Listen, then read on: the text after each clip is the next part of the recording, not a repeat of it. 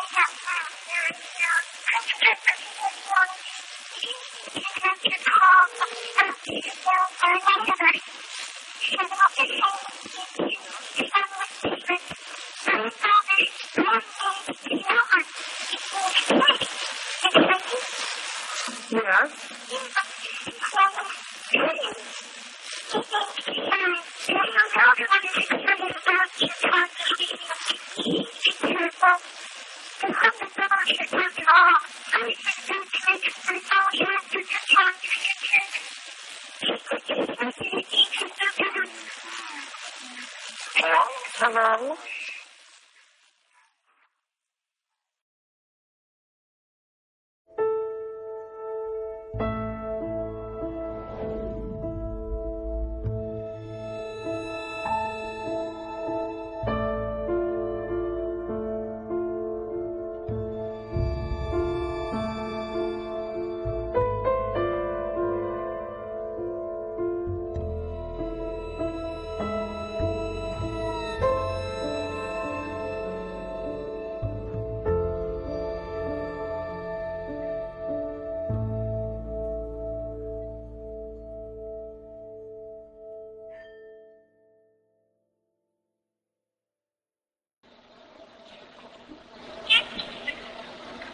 Yes? Hi. We can hear you, this is Kioma. Kioma, hello. Kioma, are you there? Oh, sweet little girl, we can hear you. Can you talk louder? Hello? I think somebody's playing a joke on us. You're silly? Why am I silly? Okay, if this is Kioma, when are we going to see you in person again? That's why I'm calling. We might be the chance of temperature talk. Oh my gosh. Hello?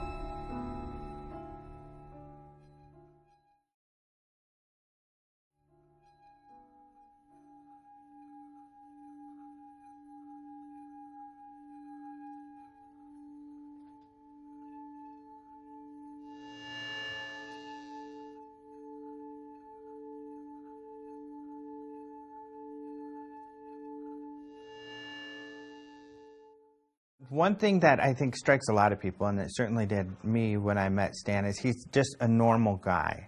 He's almost like a barometer, and you know, and when things around him change, it really affects him. My first thought was that he was highly sensitive, highly aware, what I would think of as the artistic personality. Answered questions quickly, appropriately. I was impressed. He seemed like a normal guy. Average person, Nothing unique. They're a normal family. I mean, I saw their family life. They all seemed very honest and very sincere and down to earth. So. He wears socks, he wears shorts, he wears shirts. You know, it's not like an abductee is somebody who wears a tinfoil hat. They don't have moon boots. You know, he's very normal. But he has abnormal things happening to him, around him, but more for him. You know, it's pushing him to do something very important, not only for himself, but in a way for humanity.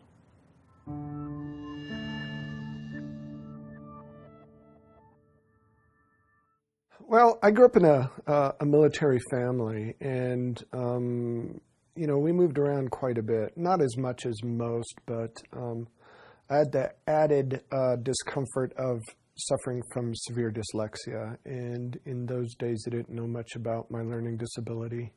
And they don't even think it's a learning disability anymore, but I was always put in classes with, you know, in special ed classes with the retarded kids. I remember I had a teacher make fun of me in front of the class and then grab me and throw me in a closet and lock me in a closet and said, "This is where we put retards." And yeah, it was terrifying. It was horrible. It was a horrible experience. And I had gang members around me all the time because of the neighborhood we lived in. I had the Crips on one side, the Bloods on the other, and they were constantly fighting amongst themselves. And I was always, you know, have stab wounds and stuff like that. I was always caught in the crossfires. And they used to pick on me a lot because, number one, I was the only white kid. Number two, I had a learning disability. And I had to learn to fight because of it. Everybody beat me up, and then I started beating everybody else up, including the principal of the high school I went to. So it wasn't good. I was kind of a punk. And just because I was kind of angry at my life, you know, because of all the constant violence and all the, you know, having to deal with everything that I had to deal with, I was frustrated. I calmed down somewhat and just kind of found my own way. When you look at that past, did it make you a better person? How did it help you? I honestly think certain people are chosen for certain things, and I had to go through what I went through so I could understand the human condition. So the role that I play now, without that understanding, I couldn't, you know, the message that I have, I couldn't give the message out correctly, I believe.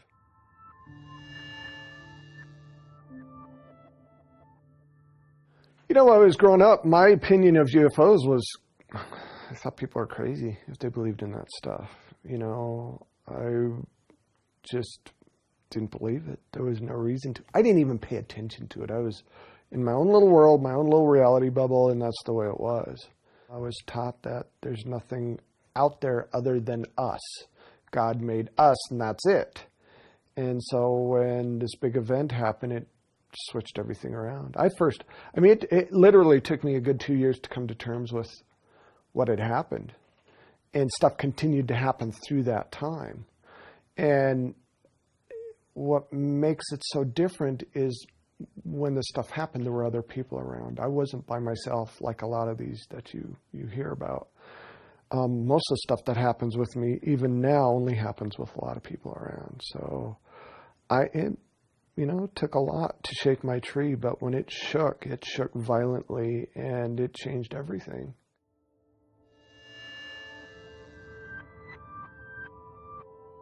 My first official sighting happened December 27th of 2000. I'd met my wife online. She lived in Nebraska. I lived in Colorado. I wanted her to come visit me, so I thought, good way to do it. I was going to videotape the surrounding scenery and the skyline of Denver and, send her a little care package with flowers and chocolate, stuff like that. I decided to go the back way up to the mountains, and there were cars pulled off to the side of the road. Must have been 20, 30 cars pulled off the side of the road. And all these people had gotten out, and they were staring at something above the power lines that were off to my left, or I should say off to the south. And as I was driving up, I'm looking at, trying to see what they were looking at, and it looked like some kind of weird silver hot air balloon. And I'm thinking, that thing's gonna crash into the damn power lines. And as I got closer, it's like, wow, isn't that the strangest hot air balloon ever? I got my video camera and started, trying to videotape this thing. As soon as I rolled down my window, this thing acted like it noticed me somehow. And it was actually tilted forward, and it was moving along the power lines, and it reorientated itself and literally shot to about 1,000 foot. Before that, it was maybe 100 foot off the ground, just right above the power lines. And again, 30-foot diameter. This thing wasn't small. I was fighting within myself. Am I really seeing this?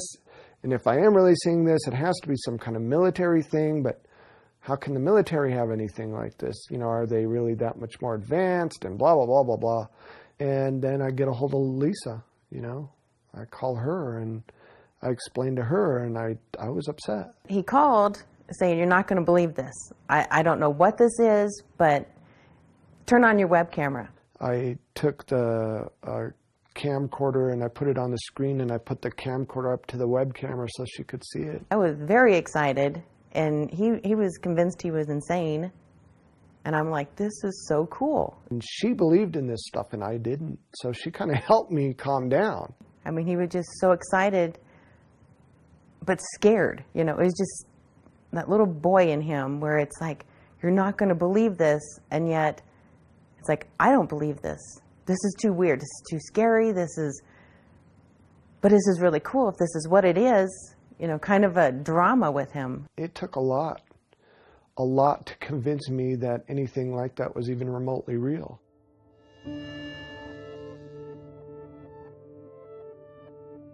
Two o'clock in the morning, maybe 2:30.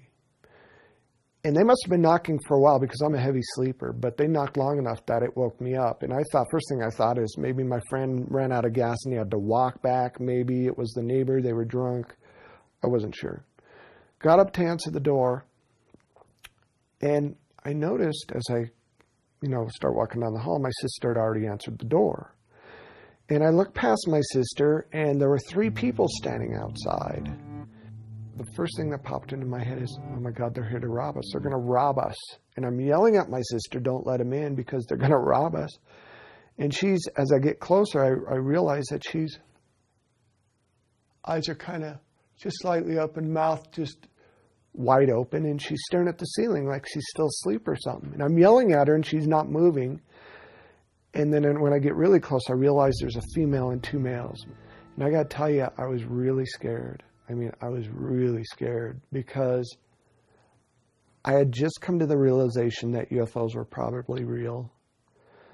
But I didn't really think about the fact that something had to be driving these UFOs and that they might not be human. And then now I'm being confronted with this reality that there's something at my door that isn't human. And let me tell you, it was really quite disturbing to me.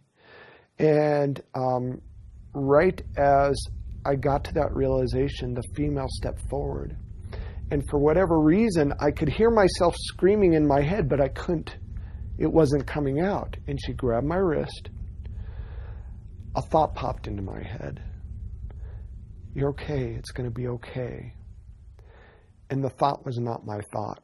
I didn't put that thought in there. It just appeared. And let me tell you, it must have freaked me out enough that I somehow snapped out of whatever trance they had me in.